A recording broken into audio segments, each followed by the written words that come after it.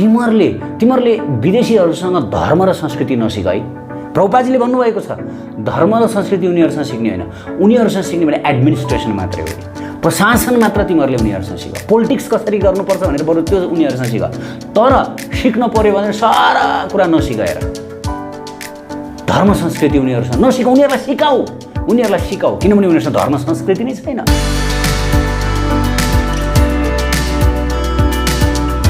हामीहरूसँग time bomb छ के, time bomb, yes time bomb. Can you imagine time bomb? Time bomb भनेको के हो? टाइम बम भनेको टाइम सेट गर्ने र केही समयपछि आफ्नो निर्धारित टाइममा ब्लास्ट हुने। एक्चुअली यस, यो कुरा कुनै जोकिङ गर्ने अथवा हँसाउने कुरा होइन, हामीसँग टाइम बम छ। र त्यो टाइम बम के हो थाहा छ? तपाईँलाई थाहा छ त्यो टाइम बम के हो? यस, प्रभुपादजीले भन्नुभयो त्यो टाइम बम हो भगवत गीता। भगवत गीता, यस, कृष्णसँग सम्बन्धित जुन लिटरेचर हो भगवत गीता, यसले संसारमा यत्रो ठुलो ब्लास्ट ल्याउँदैछ नि, यत्रो ठुलो ब्लास्ट रिभोल्युसन ल्याउँदैछ। तपाईँहरू नसोच्नु होला अब यो टाइम बम चाहिँ मानिसहरूलाई मार्ने, पुरा ब्लास्ट गरेर नरसंहार मच्याउने टाइम बम हो कि भन्ने तपाईँलाई लाग्यो होला। प्लिज नडराउनु होला, कुल down please. Revolution, Krishna revolution अबको वर्ल्ड, क्यान यु इमेजिन? कृष्णको रिभोल्युसन। सो प्रभुपादजीले स्वयंले भन्नुभयो कि यो जुन भगवत गीता छ, यो कृष्ण रिलेटेड बुक्सहरू छ, लिटरेचर छ नि, यिनीहरू टाइम बम हुन्, त्यही भएर जति सक्यो त्यति खसाल्नुहोस्। फाइटर प्लेनमा के हुन्छ? फाइटर प्लेनमा सिपाहीहरूले दुश्मनको इलाकामा गएर जति सक्यो त्यति बम खसाल्दछन् ताकि धेरैभन्दा धेरै डिस्ट्रक्सन ल्याउन सकियोस् के, दुश्मनहरूको इलाकालाई ध्वस्त गर्न सकियोस् के। त्यही भएर यो संसार भनेको मायाको इलाका हो। माया र कली महाराज दुईजना मिलेर यो सारा संसारलाई यस्तो तबाही मच्याउँदैछन्, सारा मानिसहरूलाई अज्ञानमा पारेर उनीहरूलाई नष्ट गर्दैछन्, नरक धकेल्दैछन्। त उनीहरूको लागि अब यो जुन इलाका माया र कली महाराजको इलाकालाई ध्वस्त पार्नको लागि प्रभुपादजीले भन्नु this books are time bomb, nuclear bomb, atom bomb, and one day this books are going to blast.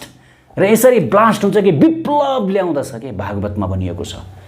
याद गर्नुहोस्, यो ठुलो क्रान्ति हुन्छ कि संसारमा, बिस्तारै यो क्रान्तिको सुरुवात भइसकेको छ। प्रभुपादजीले भगवत गीता किन यो नेपाली र इङ्ग्लिस भाषामा दिनुभयो? किन? वाइ? यसको कारण के हो? All of us Nepali we have to read Bhagavad Gita in English and Bhagavad Gita in Nepali. Why? किन हामी सारा नेपालीहरूले भगवत गीता इङ्ग्लिसमा पनि पढ्नुपर्छ र साथसाथै नेपालीमा यसरी सँगै राखेर पढ्नुपर्छ, सँगै, छुट्टा छुट्टै होइन, सँगै राखेर पेज वाइज एकचोटि नेपाली पढ्नुपर्छ, एकचोटि इङ्ग्लिस पढ्नुपर्छ। किन? र धेरैले यसरी पढिरहनु भएको छ, धेरैले। यस, वाइ? किन थाहा छ तपाईँहरूलाई? किन? प्रभुपादजीले लङ भिजन छ कि प्रभुपादजीको कुनै सानो भिजन छैन। Prabhupada want a great revolution of Krishna in the world, हरे कृष्ण रिभोल्युसन कि सनातन धर्मको रिभोल्युसन, सानोतिनो होइन कि, ग्रेट रिभोल्युसन कि ग्रेट। र यो रिभोल्युसन कत्रो हुँदैछ संसारमा, वर्ल्ड क्यानट इमेजिन कि, वर्ल्ड क्यानट इमेजिन। चैतन्य महाप्रभुले प्रेडिक्ट गरिसक्नु भएको छ, पृथ्वीते जत नगर आदि ग्राम सर्वत्र प्रचार होइबन। पृथ्वीको कुनै यस्तो गाउँ हुने छैन, कुनै यस्तो सहर हुने छैन, ठाउँ हुने छैन जहाँ कृष्णको नाम नपुगेको होस्। प्रत्येक सहर, प्रत्येक गाउँमा कृष्णको नाम गुन्जिनेछ, कृष्णको गीता, कृष्णको भागवत नै गुन्जिनेछ कि। त्यो दिन आउँदैछ र त्यसको सङ्केत पनि देखिसक्यो प्यारा भक्त सज्जन।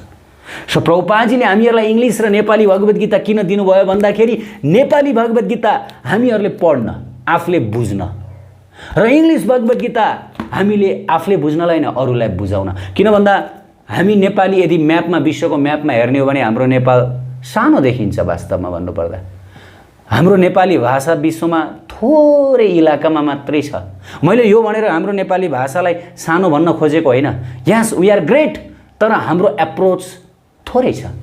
तर विश्वभरि इङ्ग्लिस, आज सारा मानिसहरू नेपाली बोलेको बुझ्दैनन्, इभन संस्कृत बोलेको त ओहो आलु नै खाइसकेका छन् संस्कृत, होइन? साराले आज इङ्ग्लिस बुझ्छन् कि, इङ्ग्लिस भाषा हेर्नुहोस् त, आङ्ग्ल भाषा। सो त्यही भएर प्रभुपादजीले भने तिमीहरूले आङ्ग्ल भाषामा, प्रभुपादजीलाई पनि यही अर्डर थियो उहाँको गुरु महाराजको, तिमीले इङ्ग्लिस कन्ट्रिज, इङ्ग्लिस भाषामै प्रिच गर्नु है, प्रचार गर्नु। किन भन्दा इङ्ग्लिस भने इन्टरनेसनल हो कि, मानिसहरूले बुझ्ने भाषा नै अहिले इङ्ग्लिस भइरहेको छ। हेर्नुहोस्, सो त्यही भएर भगवत गीता इङ्ग्लिसमा पढ्नुपर्छ हामीहरूले, र इङ्ग्लिसमा पनि पढ्नुपर्छ, नेपालीमा नि पढ्नुपर्छ, संस्कृतमा नि पढ्नुपर्छ, र यसबाट हामीहरूले चाहिँ सारा विश्वमा प्रचार प्रसार गर्नुपर्छ। एक्चुअली चैतन्य महाप्रभुले के भन्नुभयो, भारत भूमि ते जन्म होइन यार, जन्म सार्थक गरी परोपकार। जो यो भारतवर्षमा जन्मिएका छन्, जो यो हिम्मत खण्डमा जन्मिएका छन्, नेपाल भारत जस्ता पवित्र देशमा जन्मिएका छन्, यो देशमा जन्मिएकाहरूले आफ्नो जीवन खाएर कुदेर खेलेर मात्र बिताउनु हुन्न। के भन्नुभयो चैतन्य महाप्रभुले, आफ्नो जीवन पनि सार्थक गर्नुपर्छ, भगवत प्राप्ति गर्नुपर्दछ, र अरूको जीवन पनि सार्थक। अरूको भनेको को?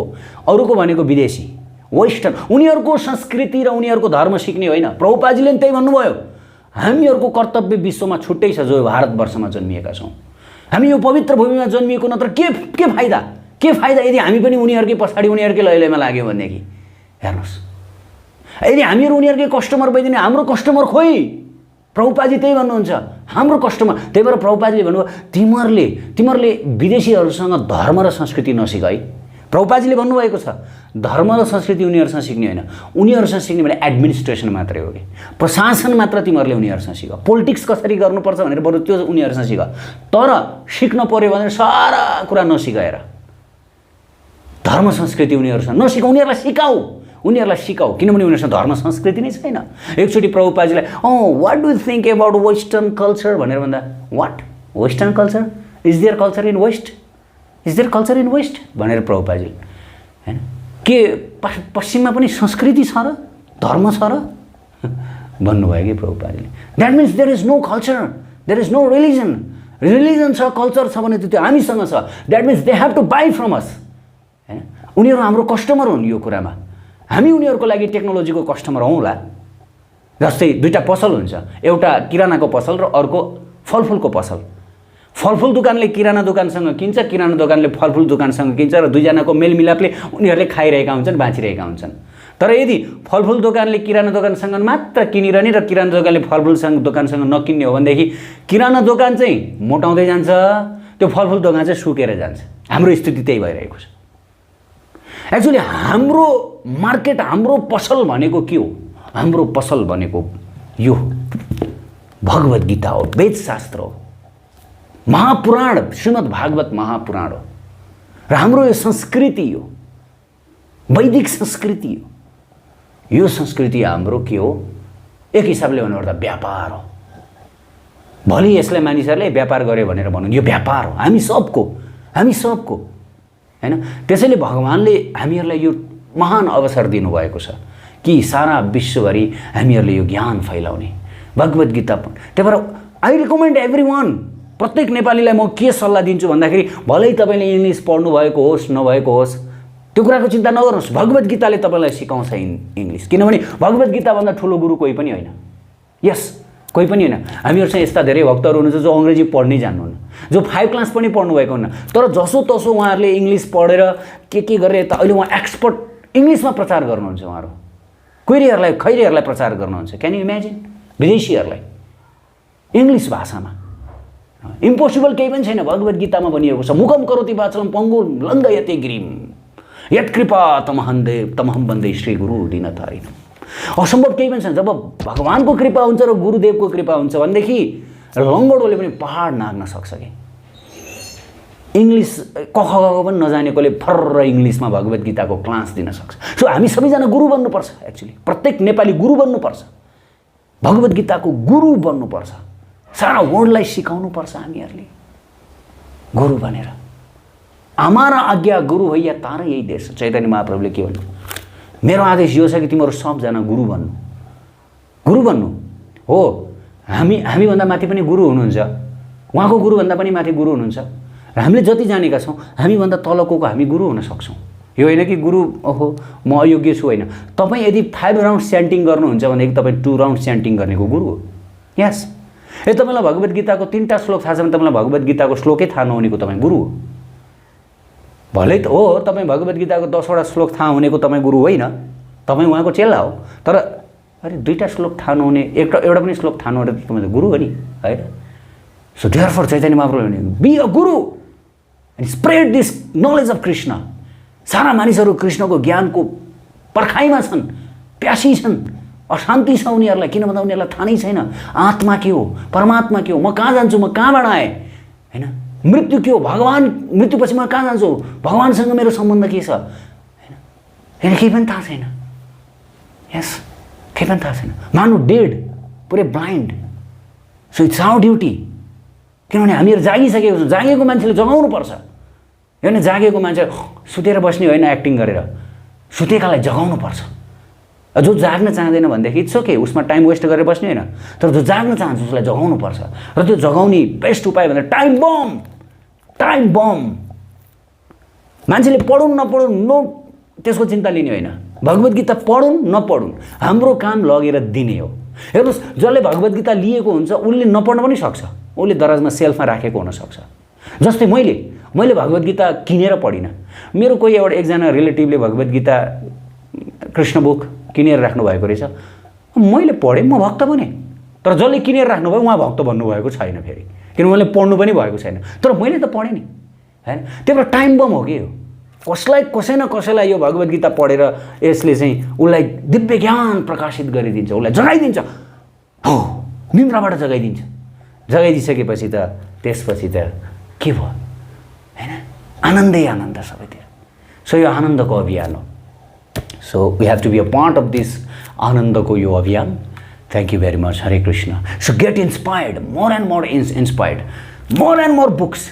भगवत गीता यति प्रचार गर्नुपर्छ, कृष्ण बुक यति प्रचार गर्नुपर्छ, भागवत यति प्रचार, यति billions and billions billions billions trillions of copies, होइन। Every house there must be 10 Bhagavad Gita. कोही आउनेलाई पनि गिफ्ट, कोही आउँछ भने उसलाई पनि गिफ्ट, होइन। बर्थडेमा भगवत गीता, बिहेमा अरू कुनै गिफ्ट्सहरू no, Bhagavad Gita gift. Okay, Bhagavad Gita everywhere, Bhagavad Gita. आकाशमा पानी नबर्सियोस्, भगवत गीता बर्सियोस्, कृष्ण बुक बर्सियोस्, भागवत बर्सियोस्। We have to imagine like this. Every library full of library, get out of those nonsense book. Bhagavad Gita, yes. Why? किनकि मान्छेहरूको खोजी यही भगवत गीता हो। किरा फट्याङ्ग्राको पनि खोजी भगवत गीता हो। उनीहरूलाई थाहा छैन, तर नेक्स्टलाई यदि उनीहरू फर्चुनेट छन् भने उनीहरूले भगवत गीता पढ्न पाउँछन्। यस। कुकुर बिरालोको पनि खोजी भगवत गीता हो, होइन। एभ्रिवन, रुख बिरुवाको खोजी पनि भगवत गीता कृष्णको नाम हो, कृष्णको वाणी हो। They don't know, they are in ignorance, but they are searching for Bhagavad Gita. And it's our duty. हाम्रो क्षमताले भ्याएसम्मको आत्माहरूलाई हामीहरूले भगवत गीता सिकाउनुपर्छ, सुनाउनुपर्छ। यदि भगवत गीता नपढिकन, भगवत गीता नछोइकन यदि कोहीले आफ्नो जीवन त्याग्यो भने सिद्धि हो, बेकार, धिक्कार छ त्यसको जिन्दगी, धिक्कार छ त्यसको जिन्दगी, धिक्कारम। उत्कृष्ट आध्यात्मिक जानकारीहरूका लागि नेपालकै पहिलो शुद्ध आध्यात्मिक च्यानल टिभी लजिकल कृष्णलाई सब्स्क्राइब गर्न नभुल्नुहोला र हरेक अपडेट्सका लागि यो बेल आइकन पनि दबाइदिनुहोला।